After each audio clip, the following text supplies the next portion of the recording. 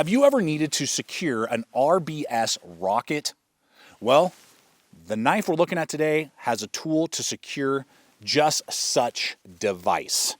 This is potentially one of the most unique and purpose-built combat knives I have ever handled. This is the M25 from ANV Knives, making it for the 25th Anti-Aircraft Missile Regiment based out of Strakonis. And it has several characteristics that anti-aircraft regiment required and wanted in their blade, including a thinner blade than what we normally find on field knives and milled series of notches on the spine that are exact to scale for a 1 to 25,000 map, clearly indicating positions of 250 meters up to 5 kilometers, making it really quick and easy to acquire ranges on a map. Fire starting capability and a lot more. And so I am really looking forward to testing out this blade with you today to see if this is strictly for those who are operating anti-aircraft batteries, or are these designs really well executed to be able to transfer over into a lot of different applications for us, the general user. We're going to find out today in this video. If you're new to the channel, welcome. It's going to be a blast. I'm Aaron. This is Gideonstactical. Let's get to work. Now, just like any combat knife, we got to start with the business end of the blade. Look at that knife. It's got a very gradual Nessmuck profile to it. I don't know if you can pick up on that. It has just a little bit of a swell and then tapers down, meaning it has a great spear point design. It's 4.5 inches long, so it's got this good blending of real estate for a field knife. We see that a lot, with a lot of these designs, giving it compact capability, but also enough reach for a lot of different tasks. High saber grind on a 4mm, which equals like 0.14, I believe, on the specs. Stock thickness, so it's going to be thinner than some other like thicker, combat field knives that are out there, meaning for better edge geometry because of the higher grind. So what I found was that this is going to slice, it's going to cut, it's also going to pierce, so it's not just like a dagger. The profile would allow itself to be very dagger-esque, so great for self-defense rolls, but because of the high grind and thinner stock than some, they're trading some quote-unquote durability for better overall functionality of carving, cutting. You could absolutely do woodworking if you needed to with this. General utility, cardboard cutting. I could potentially see some people wanting to just EDC this all the time, just carry it on your person all the time because of your particular environment, and it just is a functional blade that gives a lot. Now, it doesn't have a ton of belly, and that's where the piercing capability comes in, but that's made up for, I believe, with the stock thickness, edge geometry, all that. Now, they have a non-reflective coating. Excellent, wears really well, obviously perfect for those type of environments. And then it also is made out of Sleipner steel, Rockwell 60 with a cryo treat. ANV Knives use that a ton. I've used it on many of their knives. It really performs well. It's a high-performing steel.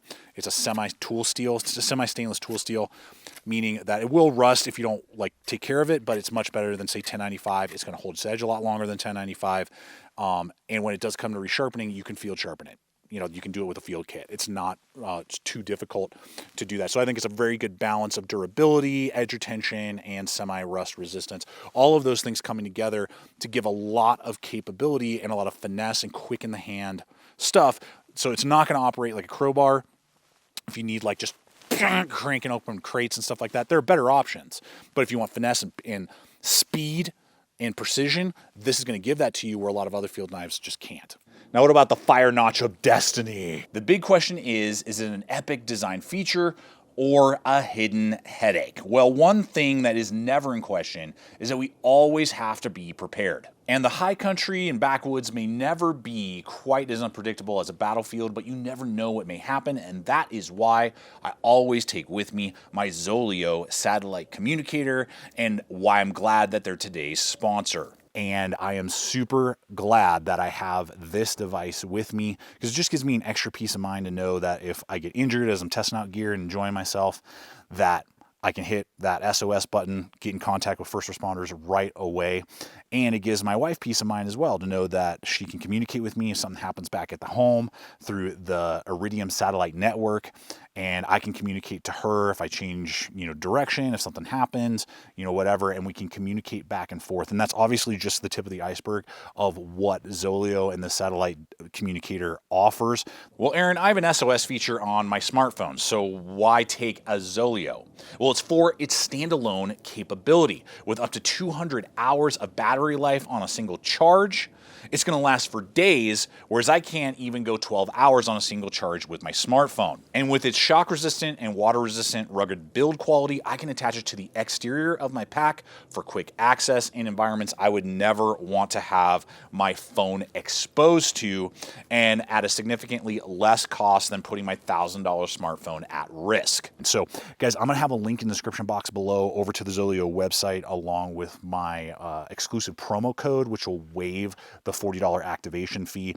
So I encourage you guys, start exploring all the different features, all the different capabilities, and the subscription plans that can easily fit in any budget so that you guys can have peace of mind the next time you go out on all of your adventures. Now, what about that fire steel notch? Well, it absolutely launches sparks. It's really cool to have. It allows you to chamfer and round the spine everywhere else, which they have done. It makes it very easy to get a fire going. You have that uncoated portion right there. The issue that I've seen, and they've done this with a few of these ANV knives, is that this is a snag point on netting and cordage. So if you were slashing at some netting to get through it, or some paracord and you're trying to saw at it, it could snag and catch that, and then you gotta, do a lifting motion. It could just cause some issues. It's something to consider. Obviously, these missile deployment personnel didn't see an issue with it based off of what they wanted, and they obviously wanted this. It'll be up to you to determine how you want to deploy it, if it's something that's super sick or a detractor in the design. Leave a comment, let me know. I'd love to know your thoughts. Now, if you're in one of those anti-aircraft crews, you know exactly how to use this little tool. I'm not, so I have no idea. But for the rest of us normal users, you do get a little bit of a lip there. You could definitely pry some different things up, use it on a wide, broad, flat screw if you need to unscrew something like a screwdriver, and you do have enough space on the back portion right there for a lanyard, and you could use it for a non-lethal strike. It's obviously very specific to those anti-aircraft crews, and for you and me, the general user, I don't really see a ton of value. Love seeing nice big Allen bolts right there. That's my preference on fixed blades. I just feel like they're easier to work on. Ergonomically, let's talk first in defensive roles, right? Bam, bam, piercing, slashing, doing that type of thing. The traction with that guard, though blocky, never created a hot spot, which I was really shocked with, in tandem with the blocky jimping that they put there, and how it contours and then flares, allows you to have a pretty low profile guard, but wow, does it feel like glued to your hand, just magnetized to wherever you're gripping it, and is not going to want to spin in your hand as well. If you've ever done quick slashing and moving, it can a circular broom handle style knife can start to spin in your hand, and then you're slashing with like a back spine before you knew it. Give it a test run. You'll see exactly what I am talking about. We saw that with an old SOG, like like Vietnam era buoy that we tested a long time ago. So excellent, I would say, in that category. Large size hands, boom, 3 1/4, lots of real estate. So you got tack gloves on, leather gloves, cold weather gloves, and the micarta handle scales that they have ribbed for your ergonomic pleasure are fantastic. Not as deep and aggressive as the M311. 311, I always think the band. This is minor, but you can see how, that's a lot of time on a machine to get that micarta big. Belly, little taper right there, so reverse grip or in a standard grip. I wouldn't call it a bushcraft level ergonomic comfort, but I can easily carve, do what I need to around a campsite for quite a period of time, and also be able to use it for just general utility, and it's not going to create any hot spots and gives me tons of tactile grip. Now, ANV Knives has always done excellent when it comes to their Kydex sheaths, but they're definitely purpose-built for military application. When you have a thumb ramp right there that you can deploy the blade like that, no walk-up required either in a natural hammer grip or in a reverse grip, like that. Excellently done, good secure lock. You hear it go into place. There is some slap, so it's not silent, but there is good tension, not going to fall out. and you have a drainage hole. You have lots of lashing options for molly locks, blade tech locks, whatever you want, ulti clips, whatever. It's going to come with 2 molly compatible tabs, so obviously purpose built for like LBE systems, those type of things.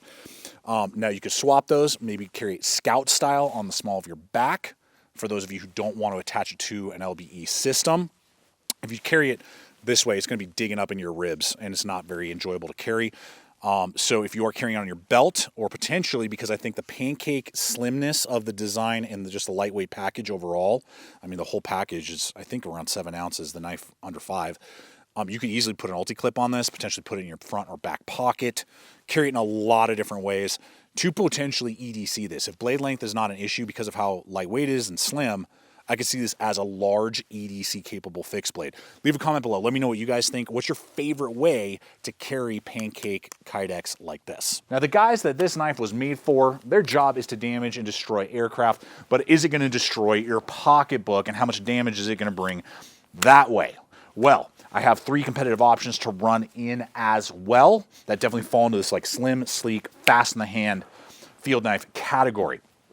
It's going to cost you $190 to get into this. That's the damage, just under 200 bucks. Blade HQ is my recommended place. I have a link popping up here in the description box below for this, as well as the other competitive options I'm about to run in. I do appreciate ANV Knives hooking me up with this model. I've been eyeballing it for a long time and wanted to see what it could do. Now, at $200, it's definitely a pretty penny. You're going to have to determine if the very unique characteristics really stand out and speak to you, or is it better just to go with something, you know, just more straightforward? Here's a quick example. Let's start ultra cheap but ultra awesome, the KOBAN from Cold Steel. AUS 8 steel, cannot complain about that. Been around forever. This Tanto design is phenomenal. My sons and I have been beating on this blade for like over a year, just have never gotten around to the review. 90-degree spine. I mean, this thing is fast in the hand, quick, ultra slim, lots of lashing point options, under 50 bucks. You cannot complain about that. And to my knowledge, the first responders, if you will, Spec Ops guys who landed in Afghanistan after 9/11, out of all the blades in the whole wide universe that were designed at that time, that's what they were rocking. That is my understanding, which is just bananas. So phenomenal value at under 50 bucks. Super high value. You want to go a little bit more? Okay. What about the Demko Knives Armiger 4? Man, this needs some more love. It's a little bit smaller. Where did the blade go? Just a little bit. ADCRV2, Taiwanese made. But actually, if we put cutting edges, almost identical in cutting edges. Lots of blade shapes, including spear points that kind of feel like this. 90-degree spine, rubberized, overmolded handle, good top and bottom guard, fast, quick in the hand. I think MSRP is $80. I'll have a link popping up, and you can go check it out. Last I checked on Demko website, I think these were going for $60. At least some of the models went in stock. Ambidextrous polymer sheath with a dangler, and you could totally pocket carry this with an ulti clip. So that is a phenomenal runner-up. And then finally, another ANV knife, the P250. This is in their P series. Sleipner steel as well. This is going to be thicker and kind of a more organic, and what I mean by that is not all the little bells and whistles and features. You know, blade design. This is faster and slicier in the hand. Polymer handles. Good kydex, exact same kydex sheath though. I want to say like 150. So you know, you save yourself about 40 bucks. Big grip, pommel striker, very cool patterns available, and a huge swedge on the back. Great option for a field knife. We are doing a review on that soon, so stay tuned for that. So that would be like a runner-up, and then finally this one with obviously the micarta, some of the really cool little neat features. So it's up to you guys. Leave a comment below. Let me know what you think. I think it's a super sick offering that's very unique in the field knife category, and it executes what the task that it was designed to do extremely well. Appreciate your time. Check out the other videos, subscribe, and until next time, always remember to stay equipped, stay prepared, and I'll see you out there.